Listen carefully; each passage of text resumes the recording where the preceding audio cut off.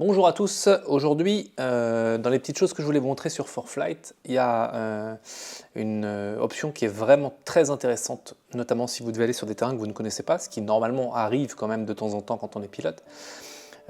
C'est l'Airport 3D View. Donc je vais prendre un exemple qui est très parlant. Je suis allé à Grenoble en R66 il y a quelques temps, l'été dernier je pense. Je n'étais jamais allé à Grenoble et il se trouve que le terrain est entre des montagnes.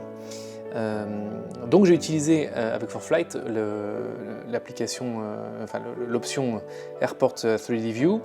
Donc par exemple là si on prend ForFlight, donc je suis bien sur LFLG Grenoble-Versou. Donc j'ai évidemment toutes les infos habituelles, hein. Je retrouve ma météo, les pistes, etc., les notables, voilà, les fréquences. En haut à droite, j'ai un petit bouton qui s'appelle 3D View. Donc je vais appuyer dessus. Et là, je me retrouve avec une vue 3D de l'aéroport et surtout de son environnement. Donc pour commencer, en haut à gauche de la petite fenêtre, j'ai l'altitude à laquelle je me trouve, là au point d'où je vois le terrain. Et à droite, j'ai la Touchdown Zone Elevation, c'est-à-dire le point le plus haut de l'aéroport, le point où on touchera les roues, est à 724 pieds. Je retrouve à droite mes pistes, donc là je suis aligné avec les aéroguides de gauche, mais si je lui demande par exemple de me mettre dans l'axe de la 22 droite, il va automatiquement me placer dans l'axe. Et comme avec n'importe quelle application de cartographie, je peux me déplacer dans l'environnement, je peux m'approcher, donc on voit que l'altitude à gauche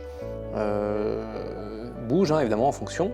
Donc là je suis à 1000 pieds, 1044 pieds de ma Touchdown Zone Elevation, du point de posée des roues.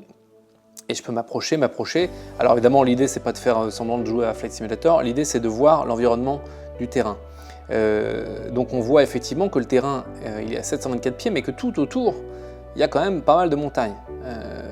Donc c'est important, alors là encore c'est des petites montagnes, mais c'est un système qui est très pratique pour repérer un terrain avant, et c'est plus pratique que Google Maps ou Apple Plan, puisqu'en fait c'est vraiment dédié à l'aéronautique.